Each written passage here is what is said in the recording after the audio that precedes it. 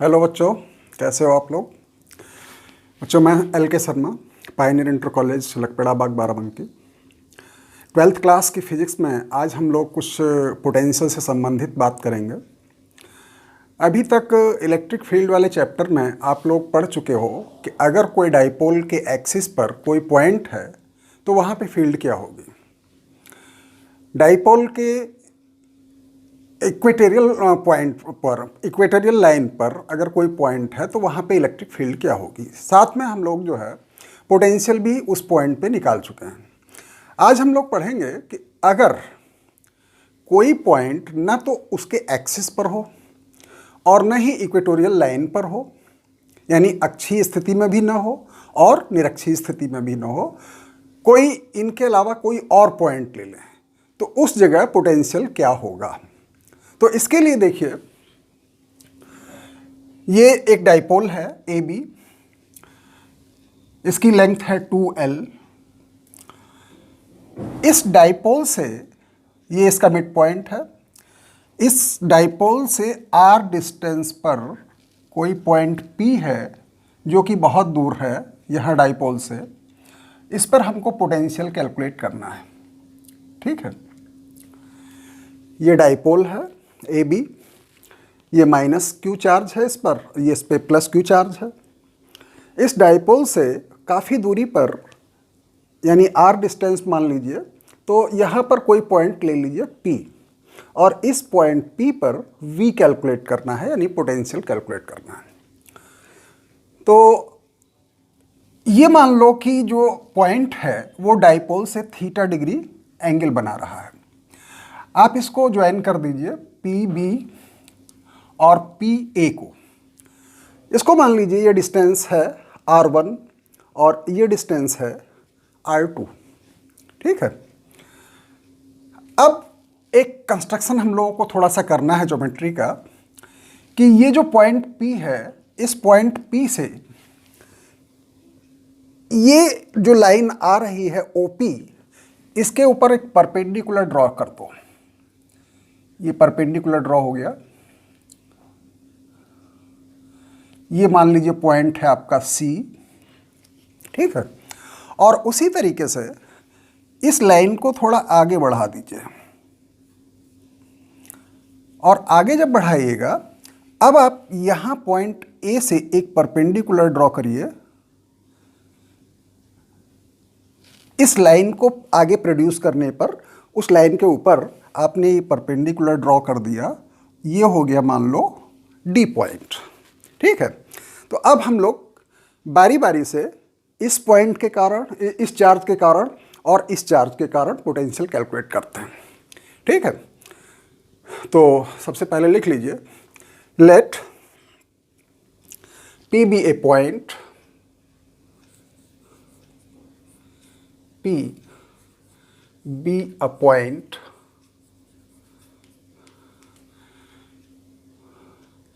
at distance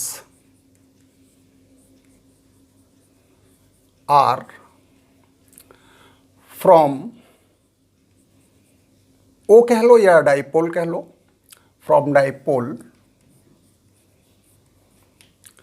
at which electric potential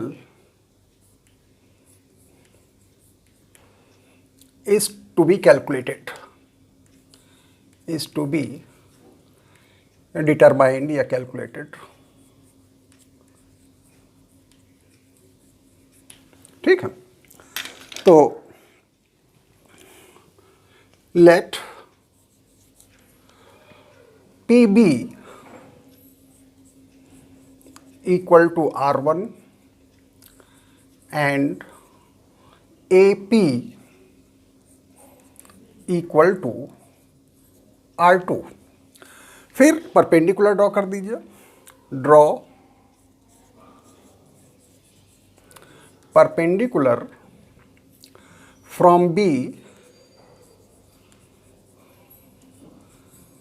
on OP, draw perpendicular BC on OP। ठीक है, तो अच्छा ये देखिए, ये जो डाइपोल की लेंथ है ये बहुत स्मॉल है आर के कंपैरिजन में। तो ये जो डिस्टेंस है BP, इसको हम CP के इक्वल ले सकते हैं, ठीक है। Since dipole length of dipole is too much less than R, so we can take BP equal to PC या CP, ठीक है। तो लिखिए, since length of dipole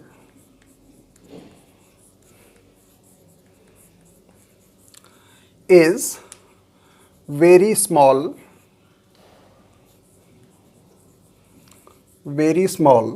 so BP equal to CP, ठीक है। अच्छा ये देखिए जरा, जो इसको फिगर से देख लो, CP को हम लोग लिख सकते हैं OP माइनस OC, ठीक। CP ये है, तो CP को लिखा जा सकता है OP माइनस OC।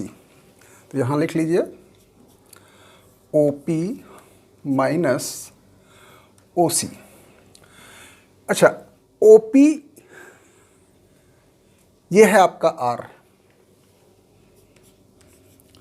और OC कितना होगा, OC ये, इसको हम लोग जरा इससे फिगर से कैलकुलेट कर लेते हैं। तो ये जरा आप देखिए, ये ट्रायंगल है BCO, ठीक है। तो फ्रॉम ट्रायंगल BCO, इसमें देखिए ये हो गया आपका एंगल थीटा, ये 90 डिग्री है यानी परपेंडिकुलर, ये हो गया, ये हाइपोटेन्यूज हो गया, ये बेस हो गया। तो कॉस थीटा क्या हो जाएगा, cos theta equal to base upon hypotenuse. तो बेस है OC और हाइपोटेन्यूज है OB, ठीक है। तो OC कितना हो गया, OC equal to OB cos theta, और OB आपका है L, तो this will be L cos theta, ठीक है। तो ये चीज़ जो है आप यहाँ पे OC की जगह पर ये वैल्यू रख दीजिए L cos theta, so this will becomes L cos theta, यानी ये BP है आपकी R1, ठीक। तो इस तरीके से हम लोगों ने ये डिस्टेंस निकाल लिया BP। देखिए पोटेंशियल निकालने में आपको क्या ज़रूरत पड़ती है, एक तो चार्ज की और दूसरा डिस्टेंस की, क्योंकि फॉर्मूला होता है V equal to 1/4πε0 Q upon R। तो अब इस चार्ज की वजह से अगर लेंगे तो यहाँ डिस्टेंस हो जाएगी BP, और इस चार्ज की वजह से लेंगे तो ये डिस्टेंस हो जाएगी AP। अब इसी तरीके से R2 की वैल्यू निकाल लीजिए। तो सिमिलरली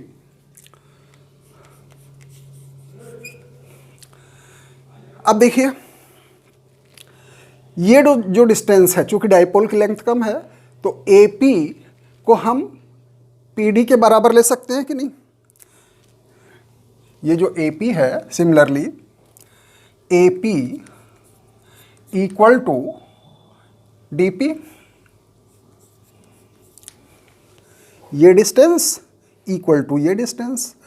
क्यों ले सकते हैं, क्योंकि लेंथ इसकी तुलना में कम है, डाइपोल की लेंथ, ठीक है। तो अब ये जो है DP क्या हो जाएगा, OP प्लस OD। तो इसको लिख सकते हो OD प्लस OP, ठीक है। OP है आपका R, और OD ये हम निकाल लेंगे इस ट्रायंगल से। ये देखिए परपेंडिकुलर है, ठीक है। ये थीटा है तो ये भी थीटा होगा, तो इससे भी निकाल लीजिए। तो ये आपका वही आ जाएगा L cos थीटा, ठीक है। तो L cos थीटा, इसकी भी वैल्यू आ जाएगी। तो हम लिख सकते हैं L cos theta plus R, ठीक है। या R plus L cos theta. तो ये निकल आया R2। तो एक वैल्यू निकली हमारी R1 और दूसरी वैल्यू निकली R2। अब हमको निकालना है पोटेंशियल। तो पोटेंशियल पहले Q चार्ज की वजह से निकाल लीजिए इस पॉइंट पर, ये potential due to a point charge, फिर माइनस Q चार्ज की वजह से निकाल लीजिए। ठीक है। सो पोटेंशियल क्या हो जाएगा, V equal to V1 plus V2। यहाँ पे पोटेंशियल स्केलर क्वांटिटी है तो ये वैल्यू हो जाएगी माइनस में। ठीक है। तो V इसमें जो है ये जो आएगा 1/4πε0 Q/R। तो एक बार आप ये रख दीजिएगा R1, दोबारा रख दीजिएगा R2। तो चलिए कैलकुलेट करते हैं इसको। तो यहाँ पे लिख लीजिए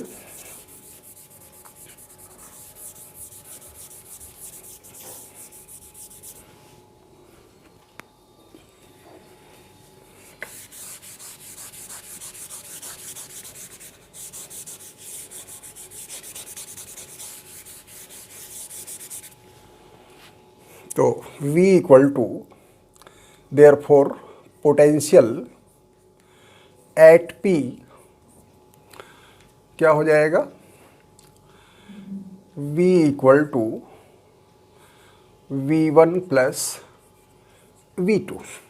तो पहले प्लस Q चार्ज की वजह से निकाल लीजिए 1/4πε0 Q/R1। ठीक है। अब यहाँ पे माइनस Q चार्ज की वजह से है तो यहाँ पे माइनस आ जाएगा 1/4πε0 Q/R2। ठीक है। ये वैल्यू R1 और R2 की रख दीजिए और इसको कॉमन निकाल लीजिए। तो ये हो जाएगा Q/4πε0 कॉमन हो जाएगा, यहाँ बचेगा R1 माइनस R2। अब R1 और R2 की वैल्यू यहाँ से रख दीजिएगा। ये R1 यहाँ से आ जाएगा, ये R2 यहाँ से आ जाएगा। तो इसको हम लोग लिख सकते हैं Q/4πε0 1/R1 की जगह पे होगा R minus L cos theta. ठीक है। माइनस अब यहाँ पे हो जाएगा R plus L cos theta.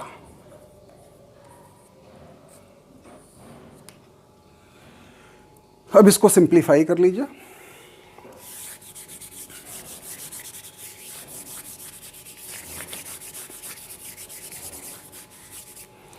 तो एलसीएम आ जाएगा इसका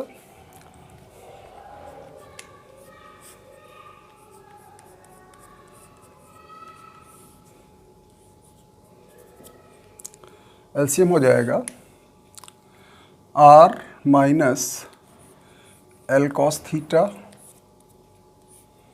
और इसमें हो जाएगा R plus L cos theta और यहाँ पे होगा आपका R plus L cos theta. ठीक है। और ये minus R minus L cos theta. तो ये देखिए आपका R और R ये कैंसिल हो जाएगा। यहाँ आपका हो जाएगा L cos theta minus minus plus L cos theta यानी 2L कॉस थीटा और यही हो जाएगा a माइनस बी का whole square, a square minus b square. तो इसको खोल दीजिए Q/4πε0 2L cos theta upon R square minus L square cos square theta. ठीक है। अच्छा, एक चीज़ और मैंने बताई थी आपको, याद हो तो, charge into length of dipole is called dipole moment. तो इसको हम लोग डिनोट करते हैं P से। तो Q इंटू 2L ये हो जाएगा P, तो P कॉस थीटा अपॉन ये, ठीक है। तो V हो जाएगा 1/4πε0 P cos theta upon R square minus L square cos square theta. ये फॉर्मूला आपका पोटेंशियल का निकल आया।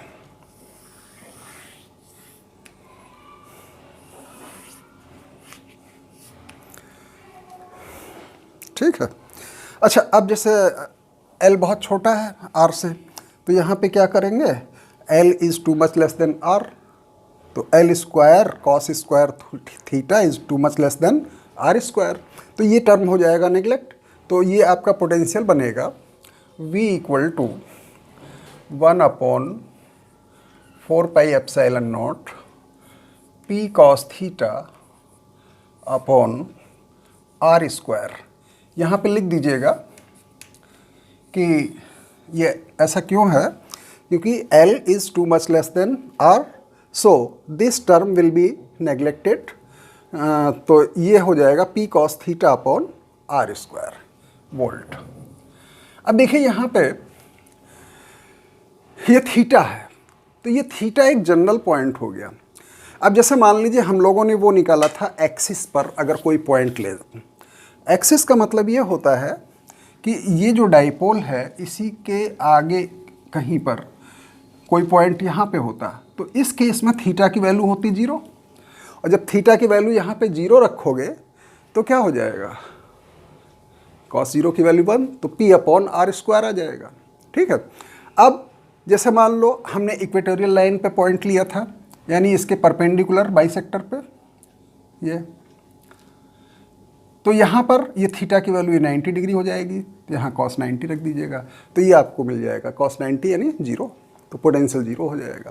तो ये एक जनरल केस आपका फॉर्मूला निकल आया, इसमें आप थीटा की वैल्यू अलग अलग रख दीजिएगा तो आपको पोटेंशियल मालूम हो जाएगा। Thank you.